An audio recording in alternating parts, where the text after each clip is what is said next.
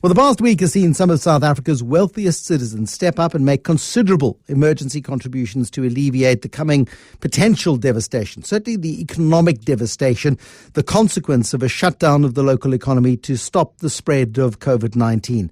The Ruperts made R1 billion available. The Motsepes with Sanlam, a similar amount. Naspers yesterday announcing 1.5 billion rand. And a great pleasure to welcome to the Money Show Jonathan Oppenheimer, co-founder of Oppenheimer Generations, which has made R1 billion available to keep as many SMMEs going as possible. In doing that, to protect jobs and to keep companies running. And it all seemed to happen quite quickly, Jonathan. When did you start a discussion as a family about stepping up to the plate and coming up with this big round number of R1 billion? How was that reached? Bruce, thank you, and welcome to your listeners. Amazingly, Friday last week. So let me go back. Friday, the week before Friday. Does that make sense? It does. 10 days ago. And 10 days ago. And literally was having a conversation with my children and my father, and we were saying, in this crisis, what can we do to stand alongside South Africans and support our home and our nation? And it was self-evident that we needed to do something. And it really didn't take very long to come up with the idea of R1 billion. I mean, it's a nice number, but it's not nearly enough. And it's been an extraordinary catalytic process.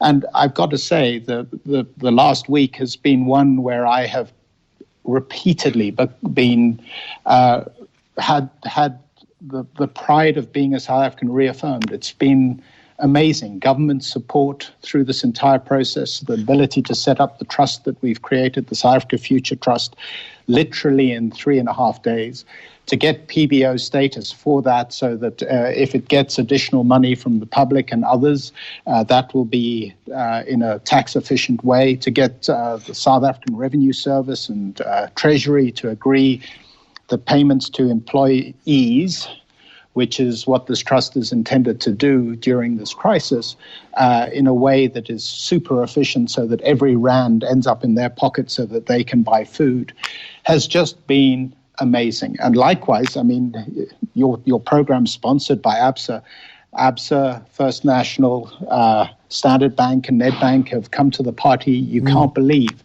to get the agency agreements in place and the loan agreements in place so that we can actually get this money out the door, if not by the end of this week, certainly by the beginning of next. Yeah. And they've all already promised, which is just phenomenal, that we'll be open to talk to the SMME sector, take on board those SMMEs and those employees that they need to support by the end of this week, if not sooner. And it's just been an extraordinary process. The South Africa Future Trust, this is the trust that you set up in those 3.5 days, which is nothing short of astounding. How exactly is that funding going to work? How are your recipients going to access that funding? Because if it's going directly to employees of SMMEs, it strikes me as a very administratively heavy burden that you're going to be putting on the trustees of the trust. You're entirely right. It could be, and it could actually be a nightmare, and it would take months and months to make a single distribution. By contrast, by hopefully being a little innovative, what we've done is we formed, as I said, the South Africa Future Trust. The family is providing R1 billion to that trust. That money arrived in that account today. So it's there. It is now no longer belonging to the Oppenheimer family. It belongs solely to the South Africa Future Trust.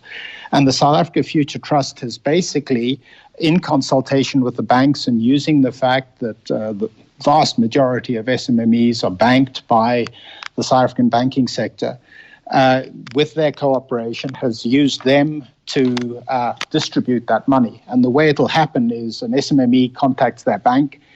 They say, we want to access the South Africa Future Trust support.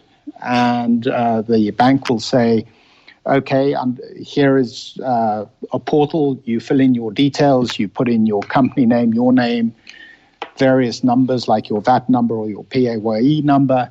And then you get put onto another portal or another page, and there you list the employees that you want supported, and with their ID numbers, and the banks are able to match those to real people using Home Affairs.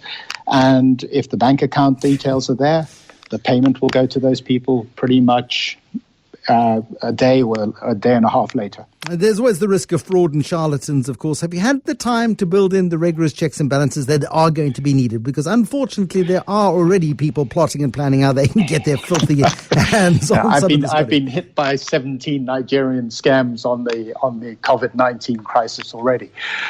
Yes, my father is a great believer in something which we call a control of error, and we use it extensively in our business, and that's trying to create tension so that people are aligned in their decision-making.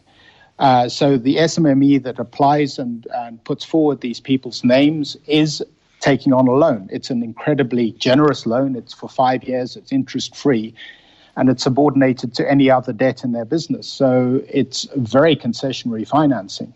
So they take on that debt, but it is still debt. So if the SMME wanted to participate in a fraud, it could, but it would be onboarding a debt. And I truly believe that most owners of businesses are about sustainable business and wanting to create a future for themselves.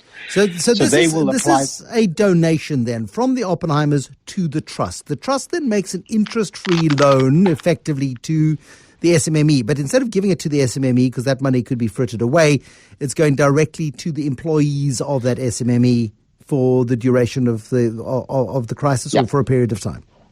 Spot on. 750 Rand a week for 15 weeks. And the reason why we chose 750 Rand is that's basically the take-home pay that somebody would receive, less deductions for normal employment, and 15 weeks because we believe that beyond the lockdown period, we need to put this economy back on its feet again. And I've been using an analogy which I'd like to share with you, which is that of a motor car. And we've been driving along the road as South Africa in our car, and we've had a puncture. And what's happened is we've had to pull over to the side of the road to fix that puncture. And the critical issue is, do we switch off the engine? And our fear, frankly, the global fear, is if the engine gets switched off, restarting that engine is going to be incredibly difficult. Yeah. And so what we would like to do is idle that engine, not switch it off while we change the tires, so that when we get back in the car, after the lockdown is over, and we need to drive away down the road to our future, we can pull away smoothly without having to look for the kinds of stimulus packages that the rest of the world are putting on the table to keep their economies going. $2 trillion from the United States. I mean, the UK is talking about, $500 billion and more. We simply don't have that kind of money, which is why families like yourself and the Ruperts and the Motsepes and others have stepped up to the plate on this one. I found it so interesting that you say you were talking to your kids about this and talking to your dad about this, because the last time I spoke to your dad was when you as a family made the decision to sell De Beers to Anglo American. And he said, got the family around the table, got Jonathan around the table. It's a very consultative process. How old are your kids? Because you're not that old, are you? They're older than you think. So my eldest is 24. Okay. My middle is 22 and my youngest is 19. So they aren't... I was thinking giving a huge amount. They have their own opinions. A huge amount of responsibility to a 7 and an 8-year-old would be unkind. And your family, Jonathan, and others who have donated money at this time have been at the receiving end of some really vulgar vilification, precipitated mostly by the lunatics at Bell Pottinger. It all started there. It must have cut really deep at the time, yet you still step up to the plate when it really matters. I mean, was there a moment where you just thought, hold on a second, but this country's not been that kind to us as a family? No, Bruce, no.